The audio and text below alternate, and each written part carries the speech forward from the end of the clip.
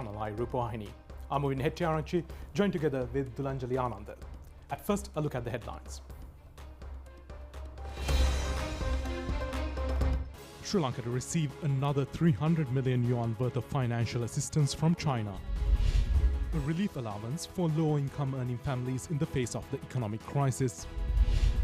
A cabinet subcommittee to take measures to stabilize the cost of living. Fuel distribution normalizes following the suspension of the strike action. Britain claims Russian troops continue to weaken from the Ukrainian offense. Now on to those and more stories in detail. On today's top story, Eid-ul-Fitr celebrates the end of the month-long fasting period of Ramadan. Marking the ceremony, special prayers were held in mosques today. Islam devotees observed the fasting period last month. The Eid-ul-Fitr ceremony is celebrated today following the completion of the month-long fasting period. The event is commemorated with the hope that Almighty Allah would accept the desires and aspirations of the devotees. This is considered a tradition to pray for the blessings of the Almighty Allah for a prosperous life following the Ramadan fasting period, which is conducted by all without any discrimination. It is significant that Islam devotees engage in Zakat-ul-Fitr religious observances before today's morning prayer. Meanwhile, a special prayer marking the Ramadan day was held in Gal Face Green today. The Ramadan prayer, organized by Sri Lanka Memon Organization, was held after completing the fasting period. The Ramadan prayer was conducted by Khalum Muhammad Mualavi.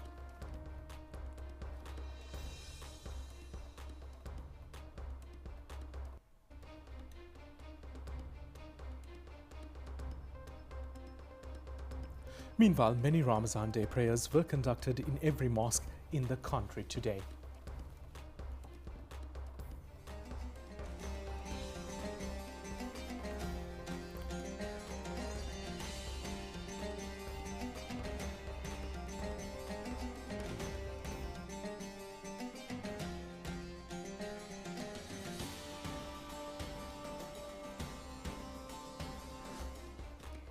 So President Gotabaya Rajapaksa, in his message for the Eid-ul-Fitr, says that the Muslim community celebrating Eid-ul-Fitr after the month of fasting seeks the blessings of the God according to their belief.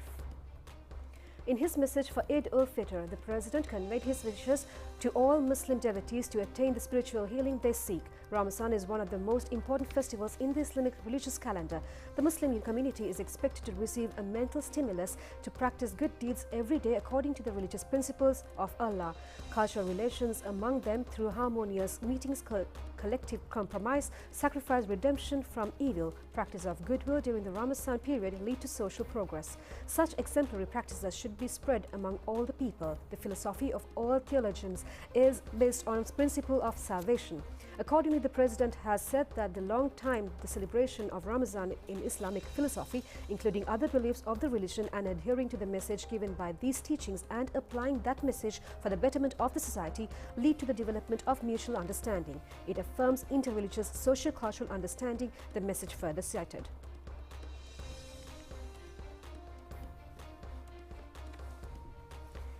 In his Eid-ul-Fitr message, Prime Minister Mahinda Rajapaksa said that during the most important month of the Islamic calendar, it is a great task for all the devotees to take a spiritual step away from worldly life in order to understand life. The Prime Minister's statement has further indicated that the goal is to achieve an ideal life by focusing only on the good deeds during the fasting month of Ramadan. Therefore, it is commendable that during the fasting period of Ramadan, the devotees focus only on good deeds. Understanding the pain of the starving person and the value of charity are the precious life values gained during fasting, he further added. The Premier has indicated that the Muslim devotees have successfully completed the fasting period of Ramadan following the noble virtues associated with fasting according to the Quran, and it is in his belief that now the opportunity is to socialize its spiritual lessons. Opposition leader Sajid Premadasa, issuing a message on the Eid-ul-Fitr, has wished for a Ramadan day with the inspiration to rebuild the motherland by prioritizing mutual compassion, immense brotherhood and concessionary customs. Now, the government of China has decided to extend another financial assistance worth 300 million yuan to Sri Lanka to procure essential commodities, including medicinal drugs, food items, fuel and other necessities. This financial assistance will be extended as a result of a telephone conversation that took place last 22nd between the Prime Minister Mahinda Rajapaksa and the Prime Minister of China, Li Keqiang. During the telephone conversation, Prime Minister of China, Li Keqiang, has informed the Sri Lankan Premier that Chinese government is fully aware over the difficulties and challenges faced by Sri Lanka at present, and the fullest support will be extended to improve the livelihoods of the people. Prime Minister Mahinda Rajapaksa extended his gratitude to the Chinese Premier and the Chinese government for the continuous support given for Sri Lanka at this difficult situation. Accordingly, Prime Minister's office has said that the latest financial assistance, China has extended around 500 million yuan worth of financial assistance, which is approximately $76 million to Sri Lanka to mitigate the prevailing crisis situation in the country. Meanwhile, the government has decided to extend the special relief package to families distressed due to the current economic crisis from this month to July. Accordingly, the Cabinet of Ministers has granted approval to provide a cash allowance for the respective families under the scheme. Necessary funding for this project will be provided through the World Bank Group. A 2,000 rupee allowance is already being extended as elderly allowance. An additional allowance worth 3,000 rupees will be provided. A person entitled for the elderly allowance will now receive 5,000 rupees worth allowance. Those who are above the age of 100 years will now receive an overall allowance worth 7,500 rupees following the inclusion of an additional allowance of 2,500 rupees. The disability allowance, which is at 5,000 rupees, has been increased up to 7,500 rupees with an additional allowance of 2,500 rupees. Those who are entitled for the disability allowance will receive the renewed allowance until July. The allowance extended for persons with kidney-related diseases is at 5,000 rupees at present. They are expecting to receive 7,500 rupees worth allowance with an additional allowance worth 2,500 rupees. The persons entitled for Samurdhi allowance, which is at 1,900 rupees, will now receive 5,000 rupees under the new allocation with an additional allowance of 3,100 rupees. A family which entitles for the Samurdhi allowance worth 3,200 rupees will be provided with an additional allowance of 3,100 rupees, increasing the overall allowance to 6,300 rupees. A family entitled for Samurdhi allowance worth 4,500 rupees will receive an additional allowance of 3,000 rupees, increasing the overall allowance to 7,500 rupees. Cabinet of Ministers has granted approval for an allowance of 5,000 rupees for the families included in the waiting list of the Samurdhi allowance.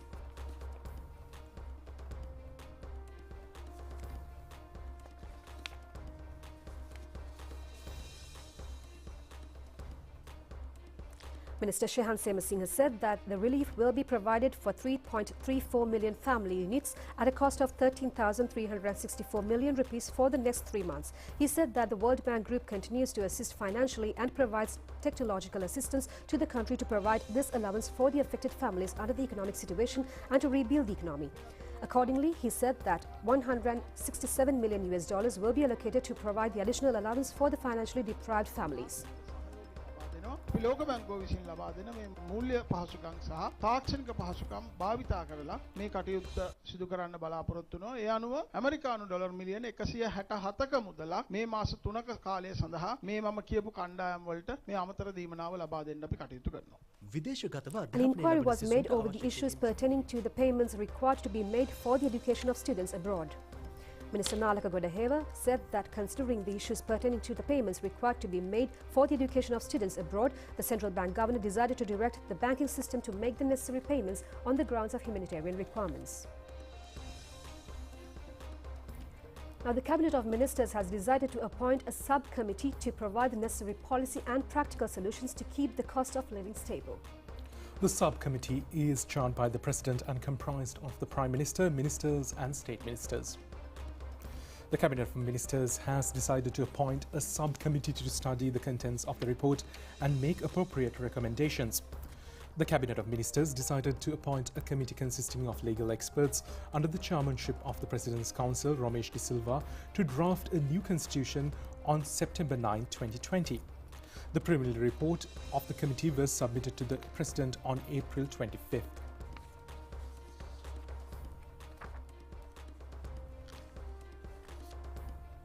The Cabinet of Ministers has also granted approval to set up a subcommittee comprising of ministers to identify investment opportunities that have the potential to attract foreign investment expeditiously as a solution to the current foreign exchange crisis in the country.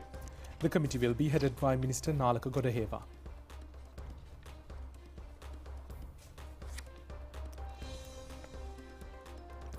The Cabinet of Ministers has granted approval to implement a pilot project to introduce digital gateway for the passengers departing from Terminal 1 of Kottanayake Bandaranaike International Airport. The Minister Prasanna Ranthunga presented the relevant proposal. Accordingly, check-off passengers will be an easy process to complete through confirming they possess a valid digital passport for identification of passenger by installation of an electronic door or face recognition machines at the access point of the departure lounge.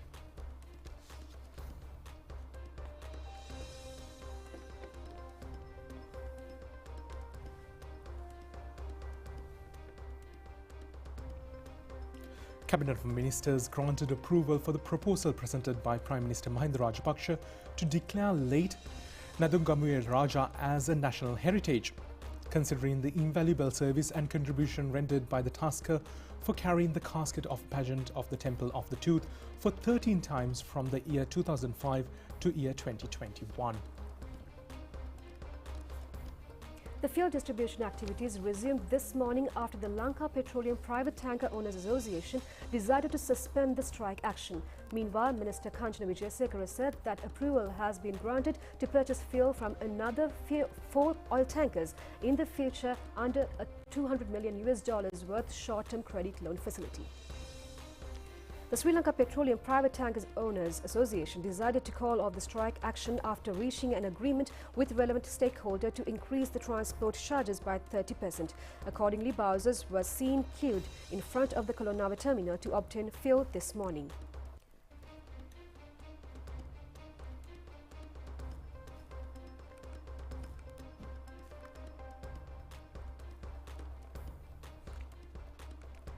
Filling station owners said that adequate quantities of petrol and diesel are being received at present.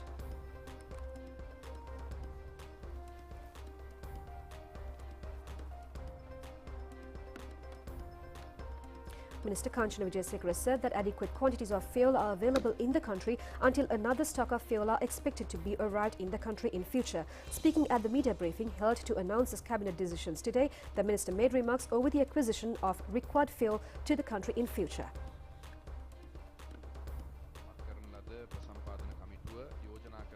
Minister Kanchana Wijesekara said that bids have been invited for 4 procurements to purchase diesel and petrol under the $200 million short-term loan facility provided of the Export-Import Bank of India. Accordingly, the Cabinet of Ministers approved the proposal.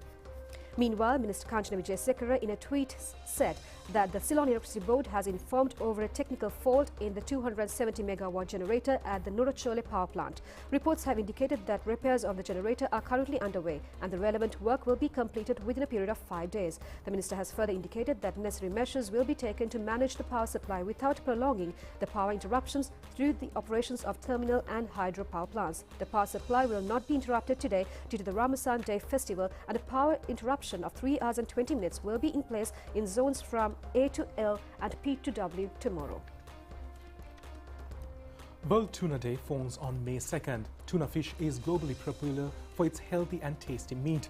Many countries heavily depend on tuna resources for their food and security and nutrition, besides economic development, employment, livelihood, and even recreation. World Tuna Day is observed every year on May 2nd to spread awareness among people on tuna fish. The first Tuna Day was recognized globally on May 2nd, 2017. The United Nations marked the day to spread awareness on the sustainable fishing practices and make people know how tuna is threatened by overwhelming demand. Tuna and tuna-like species include approximately 40 species occurring in the Atlantic, Indian and Pacific Oceans and in the Mediterranean Sea. In the recent times, reportedly more than 80 countries have tuna fisheries and number is constantly growing. As per United Nations, over 7 million metric tons of tuna are harvested yearly and they play a significant role in the global fish markets. They hold 20% of value in the all marine capture fisheries. Tuna also marks 8% of globally traded seafood. Rich in omega-3 minerals, proteins and vitamin B12, tuna has various other advantages as well. But the superfish is a victim of its own amazing qualities and nutritional properties, threatened as it is by overwhelming demand from the human population. In 2017, among 7 principal tuna species, 33.3% of the stocks were estimated to be fished through biologically unsustainable levels. Addressing the decline in tuna stocks resulting from overfishing, over 96 countries are involved at present for the conservation and management of tuna, which is an annual value of almost $10 billion. Many programs have been initiated through UN agency for the conservation of tuna species, and these initiatives have begun to show positive results in reducing overfishing. Now, Janata Vimukti Peramana presented a stock of files related to fraud and corruption alleged to have taken place in the recent past to the media today. This event was held at the Sri Lanka Foundation. Leader of Janata Vimukti Peramana, Anura Kumar Disanayake, said that they took the decision to socialise details and information pertaining to fraud and corruption incidents. He added that the presented files are only a handful of cases in the massive fraud and corruption incidents which had taken place in the country. He said that State Administration Group is behind the corruption circle and it consists of secretaries and directors. He added that this circle expands to various other sectors including judiciary. He further said that certain entities revealed through Pandora Papers. He added that the expose revealed that Thiru Nadeshan and Nirupama family alleged to have ownership for $160 million worth assets. He also made remarks over the Ging Nilvala deal in 2014, which saw 1,000 million rupees through the project was never materialized.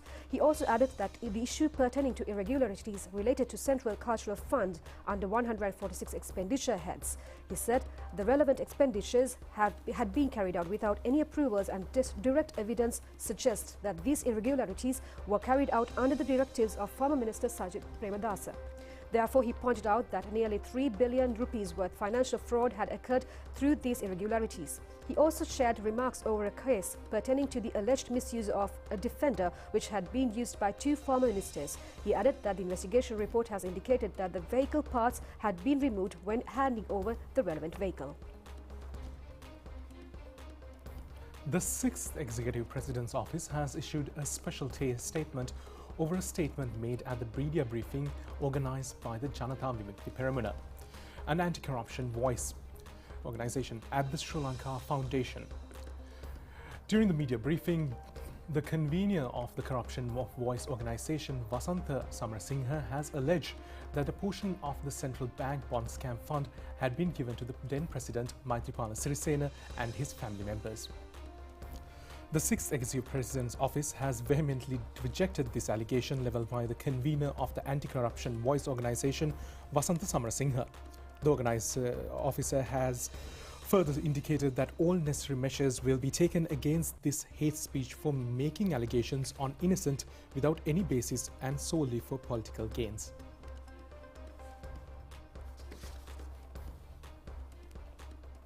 National Freedom Front says several main stakeholders have agreed to resolve the issues pertaining to the country through an interim government. Parliamentarian Jayantha Samaravira, representing the independent faction, has said that negotiations are underway in this regard. MP Jayantha Samaravira said that once all parties in the parliament should reach a national agreement, a common agenda will be presented over a national consensus governing process to overcome the prevailing economic issues. He said that this is the proposal presented through the independent faction. Sri Lanka Broadcasters Association decided to initiate a joint program for the next 12 months. Remarks were shared in this regard during a media briefing held in Colombo today. Experts in financial sector emphasize on the need for a stable government for economic stability. Sri Lanka Broadcasters Association has alleged that the country's main political parties are yet to make any progressive effort in this regard. According to a special attention will be directed to this issue, all news and current affairs through programs in the future. Sri Lanka Broadcasters Association has pointed out that people can be equipped for a possible economic, political and social crisis by creating awareness over the issues among the masses. The General Secretary of Samajana Balavega, Ranjit Madhuba Bandara, said that 2 no-confidence motions against the President and the government had been handed over to the Speaker. The relevant motions were handed over at the official residence of the Speaker this evening. Meanwhile, Dr. Prathipa Mahanamaheva made remarks over the no-confidence motions submitted by the Samaga Jana Balawegaya. According to 1978 Constitution, if President or Prime Minister and Cabinet, if they want to remove from their seats, then against the Prime Minister and the Cabinet, you must come up with a non-confidence motion. So non-confidence motion, you must have significant signatures. Thereafter you hand over that, then it goes to the order paper. Thereafter what will happen, then they go for a vote. If 113 votes are there, yes, non-confidence motion will be winning, and thereafter the government has to step down and a new government appointed. But against the president, according to 1978 Constitution, Article 38(2)(a), you must come with an impeachment motion. What is an impeachment motion? This is where very clearly say if the president cannot carry out his duties according to his mental and physical situation, and if he had taken bribes and misconduct and taking some types of illegal activities and breach of the constitution, then they must come up with the impeachment motion. According to the impeachment motion, you need 2/3 signatures, and the speaker must satisfy with that. Thereafter, it will present to the Supreme Court. Supreme Court hear the case. Once again, the decision hand over to Parliament. Parliament must pass this with a 2/3 majority. Then only it will be vacated. The post will be vacated. So therefore, it is very clear there is no provision in the Constitution. The president can be removed or must be removed with a non-confident motion only by an impeachment motion. Now, the new website and the YouTube channel of the Central Cultural Fund were launched today. The event was held under the patronage of Prime Minister Mahinda Rajapaksa at the Temple Trees. The objective of the initiative is to promote the culture and heritage of Sri Lanka locally and internationally and to enhance tourist attraction. The new website can be accessed through ccf.gov.lk, and the new YouTube channel has been named Our Heritage. Central Cultural Fund is the foremost agency in Sri Lanka to manage the country's cultural heritage and tasked with conservation of historical and archaeological sites, conducting research and surveys, and the development of human resources in the archaeological sector. The institution, which commenced with 6 archaeological sites based on cultural triangle, has continued to provide its service to the other parts of the country as well. The Central Cultural Fund assists management of 24 main archaeological sites in the country. Secretary to the Prime Minister, Anuruddha Dissanayake, and Secretary to the Ministry of Buddha Sasana, Religious and Cultural Affairs, Professor Kapila Gunawardena, were present on the occasion. The Minister of Finance says that the news article published on the Sunday Times newspaper under the title Indian Credit Food for Food Goes to Import Steel was based on false information. The article was published on May 1st. The Sri Lanka received $1 billion worth credit facility agreement from India to import essential food items, medicine and industrial raw material. The credit line facility arrangement is to import food and other essential items due to the shortage of foreign currency in the banking system and the market. The credit line was initially allocated for importation of essential food items at a provision of $300 million, medicine under a provision of $200 million, and $500 million worth provision of industrial raw material.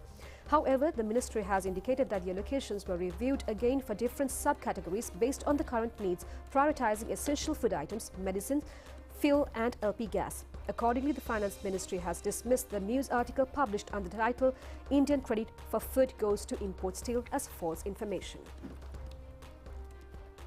A gazette has been issued imposing a maximum retail price for rice.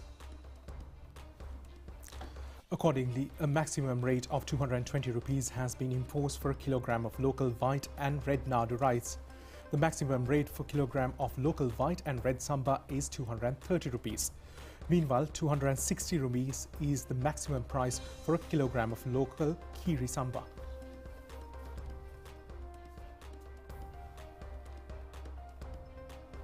Now, today is the 25th day of the people's protest in front of the Presidential Secretariat in Golf Face Green. Large crowds were gathered at the protest site last night as well. Various groups were protesting in front of the presidential secretariat while shouting slogans, and social activists were seen sharing their views and opinions with the masses at the protest site.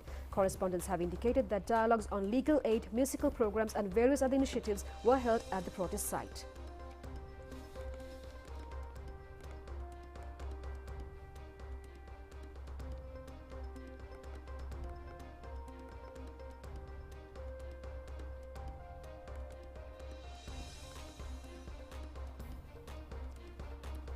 A special prayer was also organized at the protest site celebrating the Ram Sunday this morning.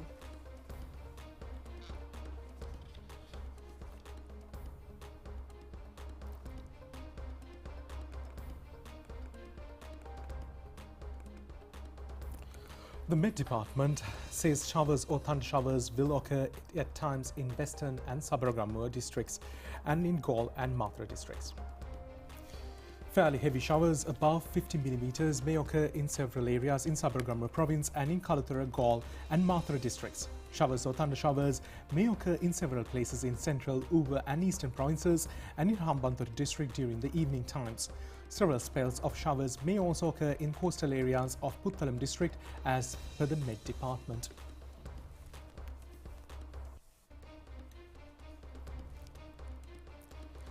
The final rites of the late actor Wilson Karunaratne is set to be held tomorrow at Kirlapana Public Cemetery.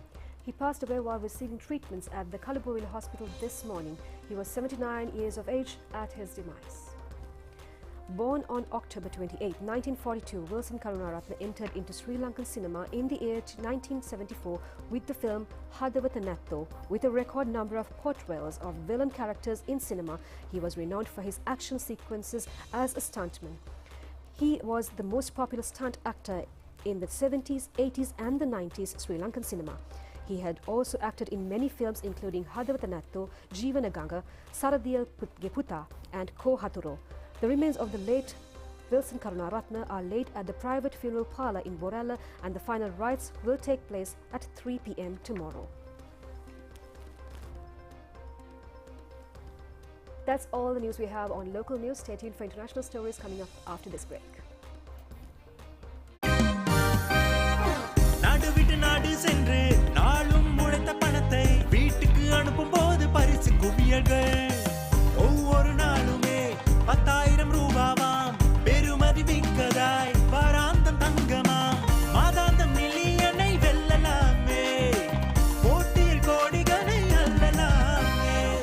வெளிநாட்டிலிருந்து அனுப்பும் பணத்தினை மக்கள் வங்கிக்கு அனுப்பினால் பரிசு குவியல்கள். Peoples remittance கோடி அதிர்ஷ்டம். அனுப்புங்கள், வெல்லுங்கள்.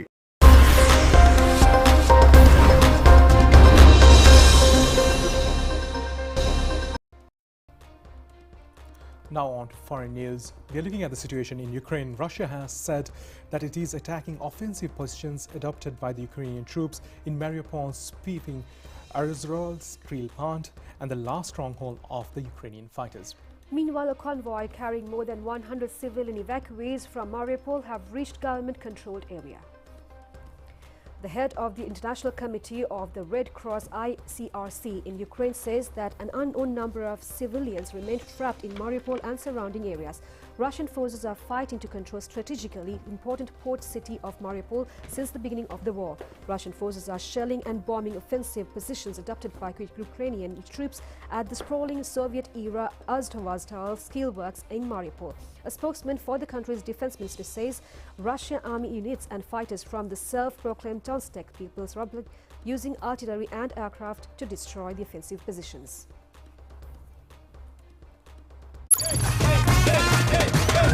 Prima Kotumi, Fantamai!